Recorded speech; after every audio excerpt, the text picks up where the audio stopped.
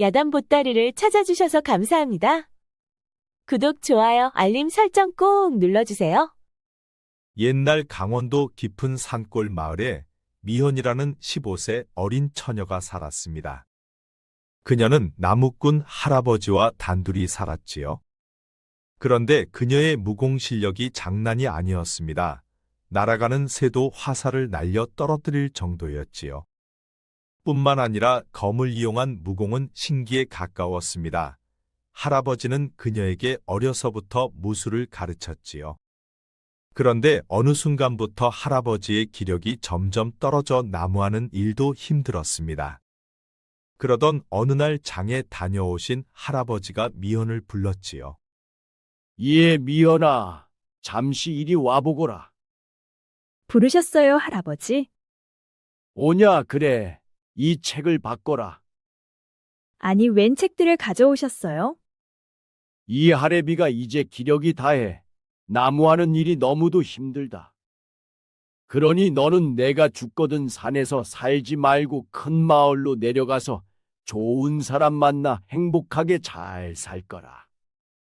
세상 물정 모르는 내가 큰 세상으로 나가 살려면 적어도 글은 알아야 하느니라. 아니, 할아버지 갑자기 왜 그러세요? 저는 할아버지와 오래오래 함께 살고 싶어요. 내 말대로 하거라. 그래야 이 할애비가 마음 편히 눈을 감을 수 있을 것 같다. 미연은 갑작스런 할아버지 말에 놀랐지만 일단 시키는 대로 글 공부를 시작했습니다. 그런데 글 공부를 할아버지가 직접 가르쳐 주었지요. 할아버지가 글을 아세요? 그렇단다. 그동안 나무하느라 쓸모가 없어 쓰지 않았을 뿐이다. 미연은 할아버지를 통해 글을 배우면서 무공을 게을리하지 않았습니다. 그리고 그렇게 3년이 훌쩍 지나갔지요. 그런데 어느 날 할아버지가 장에서 돌아올 때가 되어도 돌아오지를 않았습니다. 그러자 할아버지가 걱정이 된 미연은 그를 찾아 나섰지요. 그런데 미연이 산을 중턱까지 내려왔을 때쯤 웬 젊은 선비 하나가 길가에 쓰러져 있었습니다. 미연은 의식을 잃고 쓰러져 있는 낯선 사람에게 다가가 보았지요. 이보시오, 정신 좀 차려보시오. 아무리 흔들어 봐도 젊은 선비는 의식이 없었습니다. 그런데 옆구리에 큰 상처가 있는 것으로 보아 피를 많이 흘려 쓰러진 것 같아 보였지요. 저런 상처가 깊은 것으로 보아 자칫하면 목숨을 잃을 수도 있겠어. 미연은 할아버지 찾기를 뒤로 미루고 부상당한 젊은 선비를 업고 집으로 돌아왔습니다. 그리고 그를 방 안에 눕히고 그의 입안에 물을 넣어주며 옆구리 상처를 치료해 주었지요.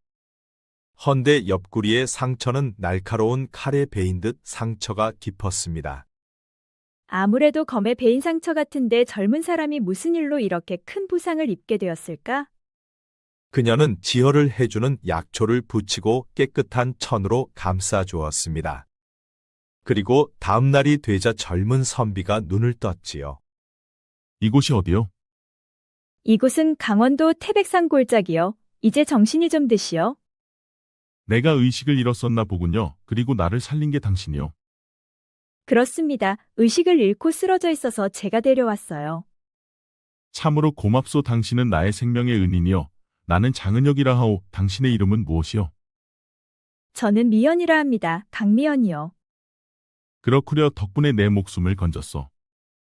장은혁은 아직도 얼굴이 창백했습니다. 피를 많이 흘린 탓이었지요. 미연은 죽을 끓여와 숟가락으로 그의 입에 떠넣어 주었습니다. 뜨거우니 천천히 드시오. 고맙소. 이 은혜는 꼭 갚아드리겠소. 그러실 것 없어요. 누구라도 쓰러진 사람을 봤으면 그리했을 것이요. 미연은 수줍은 듯 말하고 다시 약초를 빻았습니다. 그런데 장은혁이 그 모습을 물끄러미 바라보다가 문득 물었지요. 그런데 혹시 내가 쓰러져 있던 곳에서 흰 수염의 노인을 못 보셨소? 아니요. 그런데 왜 그러시나요? 나를 구하려다 그분이 자객들에게 납치당한 것 같소. 그 말을 듣자마자 미연의 눈빛이 번쩍 빛이 났지요. 혹시 그분 머리가 희고 눈이 크며 왼쪽 뺨에 점이 있으셨나요? 그렇소. 그런데 그분을 어떻게 아시오? 그분은 제 할아버지세요. 미연의 말에 장은혁은 입을 다물지 못했습니다. 뭐라고요? 아니, 그렇다면 그분이 당신의 할아버지요? 맞습니다. 돌아올 때가 되어도 오시지 않아 찾아 나섰다가 당신을 발견했소. 그랬구려. 괜히 나 때문에 할아버지가 고초를 겪게 되었구려. 그런데 내 할아버지를 잡아간 자들은 도대체 누구요? 그 자들은 내 아버지를 모함하고 나까지 죽이려 했소. 내 아버지는 호조판서 장동명이요.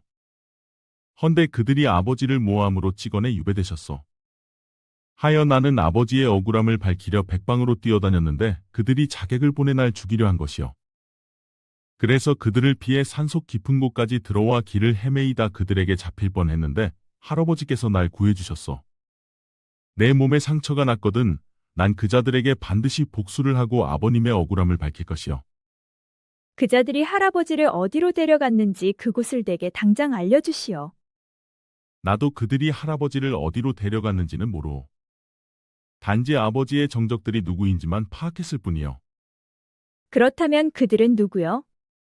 형조판서와 이조판서요. 그들은 파벌싸움으로 내 아버지를 희생양으로 삼은 것이요.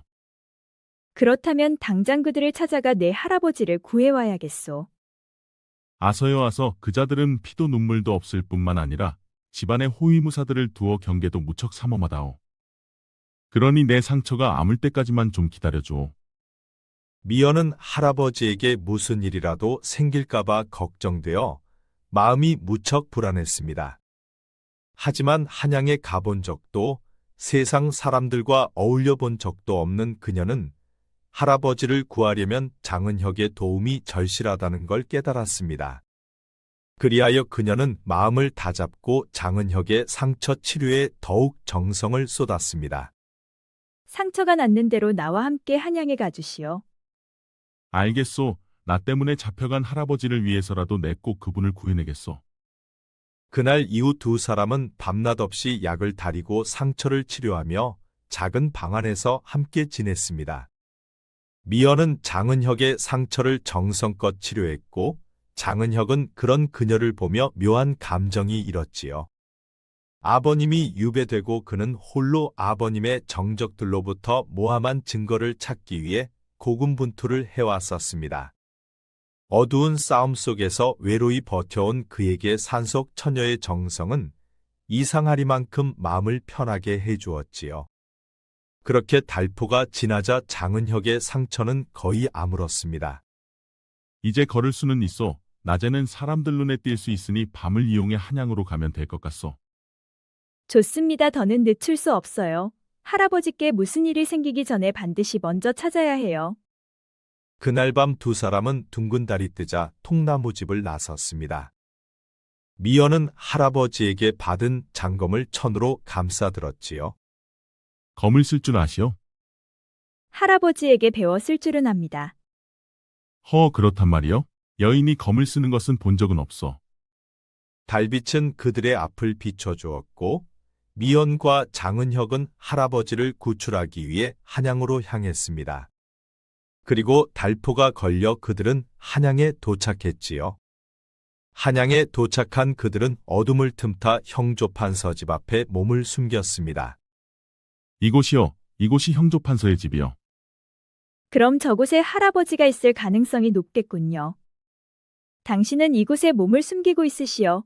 내가 들어가 할아버지를 어디에 감금했는지 단서를 찾아보겠소. 미연의 말에 장은혁은 깜짝 놀랐습니다. 아니 여인의 몸으로 어찌 혼자 들어간단 말이요. 집안에는 경계를 서는 호위무사들로 삼엄할 것이요.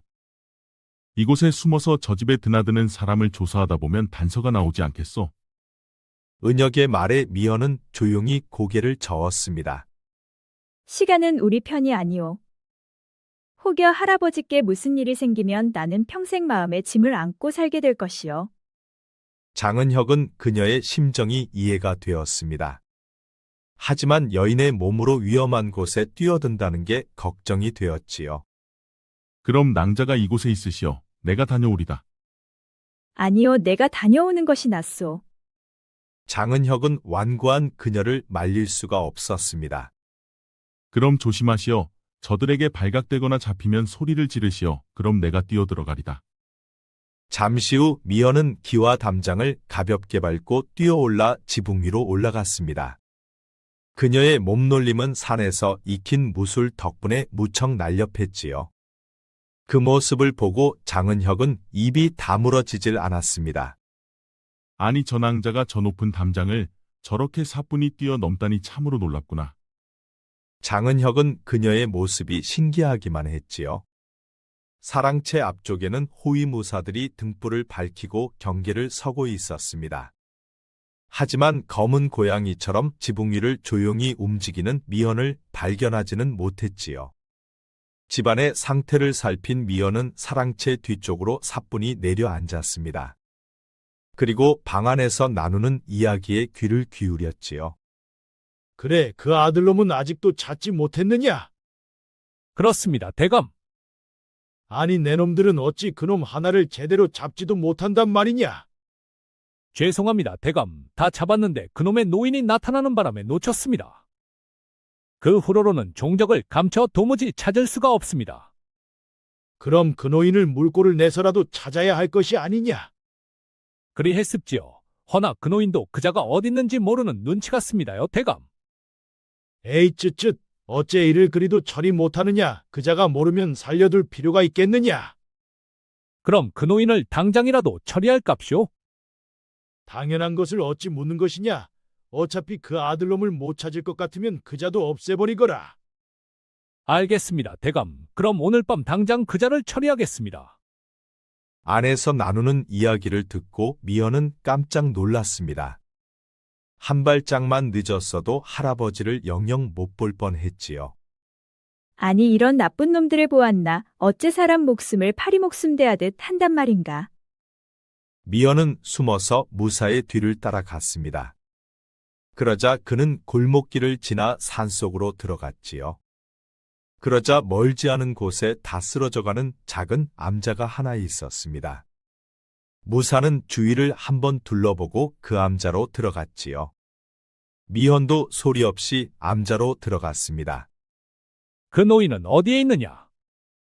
지금 팔다리를 꽁꽁 묶어 골방에 가둬 놓았습니다. 오늘 당장 그자를 처리하라시는 명이다. 내가 가서 그자의 숨통을 끊어놓거라. 알겠소, 대장. 그 순간 갑자기 그자들 앞에 미연이 나타났습니다.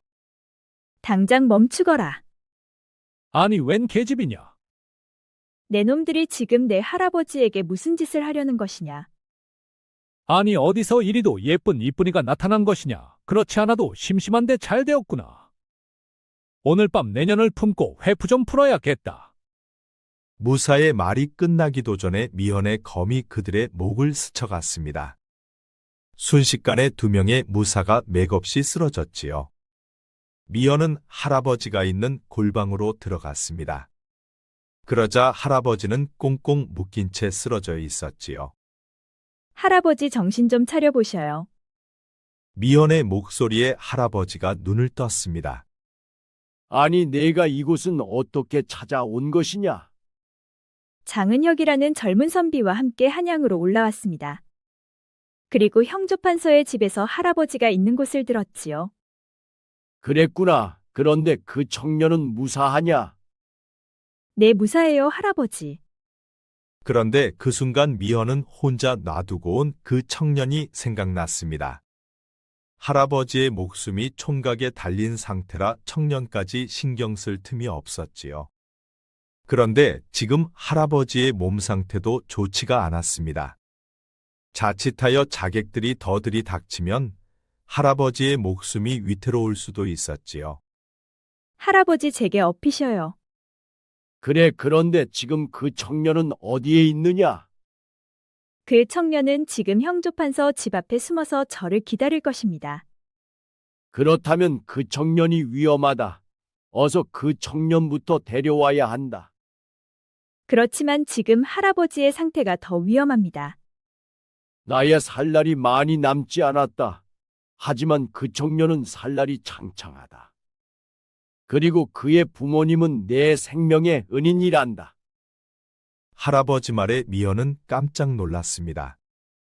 아니 제 생명의 은인이라니요? 내 아버지는 본시 박봉의 무관이었느니라. 헌데 그 청년의 아버지가 호조참의가 되면서 내 아버지를 데려다 호조자랑의 높은 직책을 주었지. 그만큼 그는 내 아비를 무척 신뢰했었다. 헌데 저들이 청년의 아버지에게 살수를 보냈을 때 내 아비가 그들을 막아냈단다. 할아버지는 눈시울을 붉히고 옷소매로 눈물을 닦았습니다. 그래서요, 그래서 어떻게 되었나요? 할아버지는 눈물을 닦고 힘겹게 말문을 다시 열었습니다. 그 후로 저들은 내 아비에게도 살수를 보냈고 내 아비는 자다 말고 세상을 떴단다. 그리고 홀로 있는 너를 구출해 내게 넘겨주니가 바로 그 청년의 아비란다. 할아버지의 말을 들은 미연은 분노로 가슴이 끓어올랐습니다. 저런 그자들은 정말 나쁜 놈들이군요. 그러니 어서 그 청년부터 데려와야 한다. 네, 알겠어요, 할아버지. 하지만 이곳은 위험하니 먼저 안전한 곳으로 옮겨야겠어요. 미연은 할아버지를 등에 업고 숲속 안전한 곳에 할아버지를 숨겨주었습니다. 할아버지, 제가 올 때까지 이곳에서 숨어 계셔요. 그래, 알았다. 몸 조심하거라. 미연은 산을 내려와 은혁이 있던 곳으로 달려가 보았습니다. 아니 그런데 그곳에 도착해 보니 은혁의 모습이 보이질 않았지요. 아니, 어디로 갔을까? 혹시 저들에게 잡혀간 것은 아닐까? 미연은 그가 혹시나 저들에게 잡혀간 것은 아닐까 몹시 걱정이 되었습니다. 그리하여 그녀는 또다시 담장을 딛고 뛰어올라 지붕 위로 올라가 보았지요. 그녀는 지붕 위에서 형조판서 집안을 샅샅이 찾아보았습니다. 헌데 그는 어디에도 보이질 않았지요. 마치 아무 일도 없었던 듯 집안은 고요하기만 했습니다. 호위병들은 그저 꾸벅꾸벅 졸거나 딴청을 부렸지요. 잡혀온 것 같지는 않은데 도대체 어디로 갔을까? 미연은 다시 지붕에서 내려와 할아버지에게 달려갔습니다. 청년을 못 찾았느냐? 내가 보니 그곳에 없었어요. 해서 형조판서 집안도 살펴봤는데 그곳에 잡힌 것 같지는 않았어요. 그렇다면 어디로 갔단 말이냐? 일단 할아버지부터 안전한 곳으로 피신해야 해요. 날이 밝으면 분명 저들은 할아버지가 없어진 것을 알게 될 거예요. 미연은 무사가 탔던 말에 할아버지를 태우고 어둠 속을 달리기 시작했습니다. 그리고 수일 동안을 달려 태백산 집으로 모셔왔지요. 할아버지, 이곳에서 쉬고 계셔요. 저는 한양에 가서 은혁도련님을 찾아오겠어요. 그래, 조심하거라. 그자들은 무지막지 한자들이니 잡히면 안 된다. 네, 알겠어요. 그날 밤 미연은 다시 말 타고 한양으로 향했습니다. 장은혁의 원수도 자신의 원수도 이제는 같은 자들이라는 것을 알게 되었지요. 그리고 어려서 자신을 구한 사람도 은혁의 부모님이었습니다. 그러니 이제는 자신이 그를 도와야 할 때라고 생각했지요. 그렇게 그녀는 수일을 달려 한양에 당도했습니다. 그리고 그녀는 어둠을 틈타 다시 형조판서의 집으로 숨어 들어갔지요. 그녀는 숨을 죽이고 사랑채 뒷문을 통해 안에서 나오는 이야기에 귀를 기울였습니다. 그래, 몸은 좀 다 나았느냐? 그렇습니다. 대감, 덕분에 치료가 잘 되었습니다. 그런데 무술대회에서 우승한 자네가 어째 그 계집한테 당했단 말이냐? 제가 계집이라 얕잡아 보고 방심했었습니다. 다시 만나면 그년의 목을 가져다 드리지요. 그것은 자네가 알아서 처리하고 장판소의 아들은 어찌 하였느냐? 그년을 잡기 위해 미끼로 모연함에 묶어 두었습니다. 모연함이라면 내가 그년에게 당한 곳이 아니냐? 그렇습지요. 그년이라면 그놈을 찾아 반드시 그리올 것입니다. 이번에는 실수하지 말고 반드시 그자들을 처리해야 한다. 이제 그자들만 처리하면 장판소의 일은 깔끔히 마무리되는 것이야. 알겠습니다, 대감. 이번에도 미연은 무사의 뒤를 조용히 따라갔습니다. 앞불싸 그런데 이게 뭔 일이랍니까? 산길로 들어서는 순간 갑자기 바닥에서 그물이 올라와 미현은 그물 속에 갇혀 허공에 둥둥 떠 있게 되었지요. 팔을 뻗어 검을 뽑으려 했지만 그물이 너무 세게 조이는 바람에 검을 뽑을 수가 없었습니다. 거참 별것도 아닌 게 사람을 놀래켰단 말이냐. 좀 전에 미행하던 무사와 수십 명의 자객들이 미현을 동그랗게 둘러쌌습니다. 그녀는 자객들 앞에서 세장에 갇힌 쇠꼴이 되고 말았지요. 분명 함정인 줄 알고 뒤를 밟았지만 함정은 암자가 아닌 산속길 중간에 설치되어 있었습니다. 어디 또 큰 소리 한번 쳐보지 그러느냐. 내 꼴이 꼭 세장에 갇힌 종달새 같구나. 하하. 자객들은 미현을 보며 큰 소리로 웃었습니다. 대장, 오늘 밤은 전현을 데리고 신나게 한번 놀아보면 어떻겠습니까요? 아, 그야 당연한 것 아니겠느냐. 어차피 내일이면 죽을 목숨 오늘 밤은 신나게 한번 놀아보자꾸나. 하하. 자객들은 신이나 큰 소리로 웃고 떠들었습니다. 장은혁 도령님은 어떻게 되었느냐, 살았느냐, 죽었느냐. 거참, 내년의 목숨이 일각인데 어찌 그놈을 걱정하느냐. 죽었는지 살았는지 그것만 말해주거라. 어차피 내일이면 저승에서 만날 수 있을 것이니 보채지는 말거라. 그럼 아직 살아있단 말이냐? 아, 그야 당연히 내년을 유인하려면 살려놔야 하지 않겠느냐? 그런데 그때였습니다. 갑자기 미현이 그물 속에서 빠져나왔지요. 오, 용케도 빠져나왔군. 가만히 있었으면 내일 아침까지는 살아있었을 텐데 내년이 명을 재촉하는구나. 미현은 검을 뽑아 빠르게 자객들을 쓰러뜨렸습니다. 아니, 대장 전현의 검솜씨가 보통이 아닙니다요. 한꺼번에 모두 덤비거라. 계집이 뛰어봐야 벼룩이지. 자객들 수십 명이 한꺼번에 미현을 향해 달려들었습니다. 그러자 미현은 전광석화처럼 빠르게 움직였지요.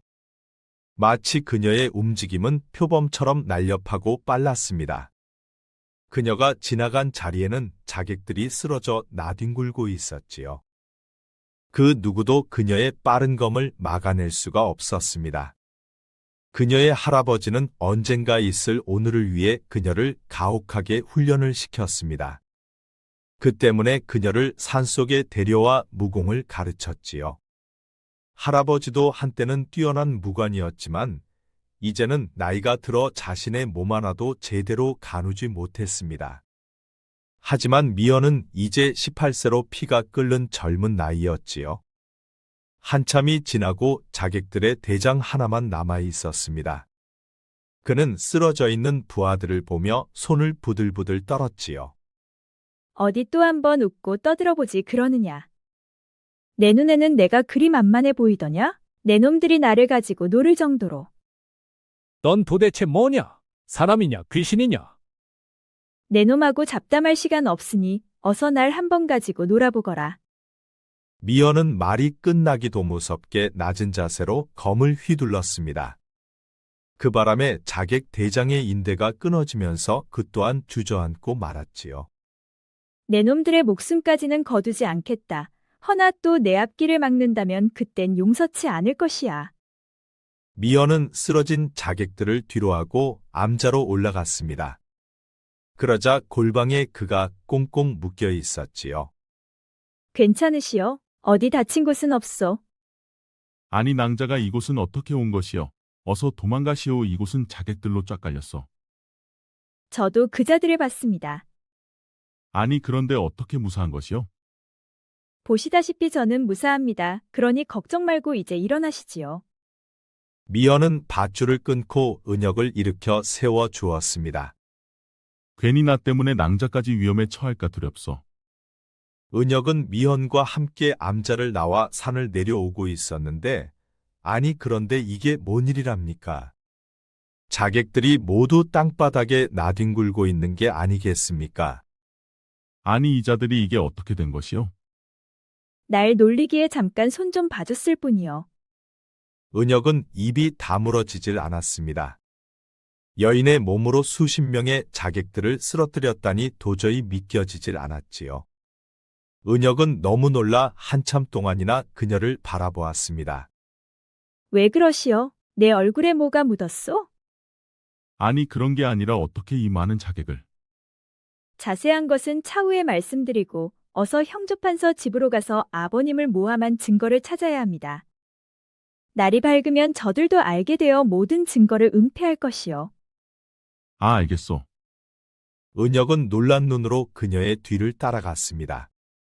그녀는 지체 없이 곧장 형조판서 집으로 향했지요. 형조판서 집 앞에 다다르자 그녀가 말했습니다. 도령님은 이곳에 몸을 숨기고 있으시오. 내가 들어가 증거를 찾아오겠소. 아니, 그래도 아내는 호위무사들이 쫙 깔렸을 것인데 어떻게 할 생각이요? 이자들을 겪어보니 혼자서도 충분히 상대할 만했소. 그러니 걱정 말고 기다려보시오. 미연은 말을 끝내기가 무섭게 담장을 딛고 안으로 들어갔습니다. 그러자 사랑채 앞을 지키던 호위무사들이 달려들었지요. 웬년이냐? 호위무사가 말을 끝내기도 전에 미연의 검이 그들을 쓰러뜨렸습니다. 꾸벅꾸벅 졸고 있던 호위무사들도 잠에서 깨어나 미연에게 달려들었지요. 하지만 미연의 검은 그들보다 빨랐습니다. 마치 한 마리의 검은 표범이 춤을 추는 듯 했지요. 호위무사들이 모두 쓰러지자 미연은 사랑채 방문을 열고 안으로 들어갔습니다. 아니, 내년은 누구냐? 장판서님을 모함한 증거를 찾으러 왔다. 내년이 겁이 없구나. 감히 여기가 어디라고. 여봐라, 밖에 아무도 없느냐?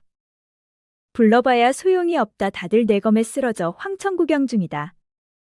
미연이 방문을 활짝 열어보이자 방문 밖으로 호위무사들이 죄다 마당에 쓰러져 있는 게 보였습니다. 아니, 내년 혼자 이 많은 무사들을 쓰러뜨렸단 말이냐? 이제 알겠느냐? 그러니 증거를 순순히 내놓던지 저승으로 곧장 가던지 선택해라. 물론 너를 저승으로 보내놓고 내가 직접 찾을 수도 있다. 하지만 순순히 내놓으면 일단 목숨을 거두지는 않겠다. 미연의 말에 형조판서는 잔뜩 쫄았습니다. 호위무사들이 모두 쓰러져 있는 것을 보고 미연을 인간의 탈을 쓴 악마라 생각했지요.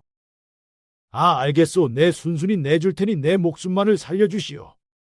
형조판서는 두 손을 벌벌 떨면서 병풍 뒤 문서함을 열었습니다. 이것이요. 미연은 문서를 받아 펼쳐보았습니다. 그러자 장판서를 모함한 증거가 맞았지요. 그런데 그때였습니다. 갑자기 의금부 관병들 수십 명이 들이닥쳤지요. 꼼짝 말고 당장 검을 내려놓거라. 수십 명의 관병들이 들이닥치자 형조판서는 이제 살았다는 듯 소리쳤습니다. 어서 들어오게 마침 때맞춰 잘아주었네. 저 전현을 당장 잡아다가 처형을 하시게. 그런데 그때 은혁이 모습을 드러냈지요. 그래, 증거는 찾으셨소. 그렇습니다. 이게 그 증거요. 은혁은 미연에게서 증거를 받아 살펴보았습니다. 그러자 자신의 아버님을 모함한 증거가 맞았지요. 종사관 날이 이것이 저자가 제 아버지를 모함한 증거요. 의금부 종사관은 은혁에게서 받은 증거 자료를 샅샅이 훑어보았습니다. 여봐라, 형판대감을 의금부로 모시거라. 그리고 마당에 있는 자들도 모두 압송하라. 아니, 무슨 소리냐? 나는 내 놈의 상관이다. 어찌 하극상을 버리는 것이야? 하극상은 대감께서 버리셨소. 주상전하께서 임명한 사람을 대감이 거짓으로 사탈관직시켜 유배를 보내셨소. 주상전하께서도 이 문제를 역심을 품은 게 아닌가 심각하게 보고 계시오. 그러니 순순히 오라를 받으시오. 종사관의 말에 크게 낙심한 형조판서는 고개를 떨구었습니다. 그리고 그는 의금부로 끌려갔지요. 증거를 찾느라 수고가 많았네. 증거를 찾아낸 것은 내가 아니고 바로 이 낭자요. 아니, 어떻게 여인이 몸으로 저 많은 무사들을 상대했단 말이요? 어려서부터 난 할아버지께 무공을 배웠습니다. 아, 그렇습니까? 혹시 그분의 조남이 어떻게 되시오? 전방에서 장수를 지냈던 무관강달선이요. 미연의 말에 종사관의 동공이 커졌습니다. 아니, 정말이요? 그 분은 나의 스승님이요. 나도 그분께 무공을 배웠소. 그래, 그분은 지금 살아 계시오? 그렇습니다. 노안으로 기력이 많이 떨어져 예년 같지는 않습니다. 그렇구려. 이번 일만 마무리되면 내 꼭 한번 찾아뵙겠소. 그리고 당신의 아버지는 나와 둘도 없는 친구였소. 우린 당신의 할아버지에게 같이 무공을 배웠소. 헌데 어느 날 갑자기 비명행사했다는 게 믿겨지지가 않소. 해서 이번에 철저히 조사해 아버지의 죽음도 밝힐 생각이요. 그럼 내 아버지의 죽음도 저들과 연관되어 있다 보시는 거요? 그렇소. 허나 증자가 없으니 자복을 받아내야 하오. 내 이번에는 반드시 자복을 받아낼 생각이요. 그럼 내 아버지의 억울한 한을 꼭 좀 풀어주시오. 네, 그리할 테니 너무 염려 마시오. 의금부 종사관이 돌아가고 미연과 은혁은 형조판서의 집을 나왔습니다. 정말 수고가 많았소. 그런데 나는 아직도 당신에 대해서 모르는 게 너무나 많은 것 같소. 그런데 내게 뭐가 그리 궁금한 것이요? 하나부터 열까지 모든 게 궁금하오. 엄청난 무공 실력하며 어린 시절부터 지금까지 어떻게 훈련받고 성장해왔는지 알고 싶은 게 많소. 허참 별게 다 궁금한 것 같소. 사실 나는 지금까지 지옥 같은 삶을 살아왔소. 잠자는 시간 외에는 무공훈련을 해왔지요. 할아버지께서는 내게 한시도 쉴 틈을 주지 않았답니다. 그땐 왜 그래야 하나 몰랐지만 이번에 알게 되었소. 아버님의 원수를 갚고 한을 풀어드리기 위해서는 꼭 갖춰야 할 무공이었다는 것을요. 그랬었구려. 그래서 그 많은 자객들을 상대할 수가 있었구려. 나도 이번에 당신을 통해 배운 게 많소. 하여 내게 청이 하나 있어. 내게 청이라 그게 무엇이요? 나와 혼인해 줄 수 있겠소? 당신과 함께 미래를 만들고 싶소. 갑작스런 청혼에 미연의 얼굴이 붉어졌습니다. 사실 그녀도 은혁에게 끌리고 있던 중이었지요. 갑자기 그런 말을 꺼내니 부끄럽습니다. 사실 처음 보았을 때부터 내 마음은 그대를 향하고 있었어. 이제 원수도 갚고 한도 풀었으니 오늘에서야 내 마음을 말한 것이요. 미연은 쑥스러워 대답 대신 고개를 끄덕였습니다. 그 모습을 보고 은혁은 미연을 가슴에 꼭 안았지요. 고맙소. 내 평생 당신만을 사랑할 것이요. 그렇게 두 사람은 혼인을 약속했습니다. 그리고 며칠 후 은혁의 아버님이 유배에서 풀려났지요. 그리고 그는 호조판서로 다시 복귀하였습니다. 그리고 은혁과 미연의 성대한 혼례가 치러졌지요. 그래, 고맙다, 며느라. 내가 나와 우리 가문을 살렸구나. 아닙니다, 아버님. 은혁도령님이 있어 가능한 일이었습니다. 시아버지가 된 호조판서는 미연을 끔찍히도 아끼고 사랑해 주었습니다. 미연은 시아버지와 은혁의 사랑을 듬뿍 받으며 행복하게 살았지요. 물론 할아버지도 집으로 모셔 의원의 치료를 받았습니다. 그리하여 할아버지도 건강하게 오래오래 살았지요. 그리고 두 가문을 몰락시킨 형조판서와 그의 일당들은 모두 역심을 품은 채로 유배되었습니다. 그리고 그의 가족들은 모두 관노와 관비가 되었지요. 욕심 때문에 결국 패가망신된 꼴이었지요. 옛말에 지성감천 권선징악이라는 말이 있습니다. 지극한 정성과 선행은 하늘도 감동하여 돕고 악은 벌한다는 말이지요. 어려서부터 피나는 훈련을 한 미연은 결국 아버님의 한을 풀었습니다. 그리고 평소 악행을 저질러온 형조판서와 그의 일당은 하늘의 뜻에 따라 천벌을 받았지요. 그러니 악은 멀리하고 선은 가까이 해야 하지 않을까요? 구독과 좋아요, 알림 설정 꼭 부탁드립니다. 앞으로도 재미있는 이야기가 많으니 다른 영상도 재미있게 봐주세요. 우리 이야기가 재미있으셨나요? 그럼 여러분 모두 오늘도 행복하고 즐거운 시간 되세요. 돼요? 돼요? 돼요? 돼요? 돼요? 돼요? 돼요? 돼요? 돼요? 돼요? 돼요? 돼요? 돼요? 돼요? 돼요? 돼요? 돼요? 돼요?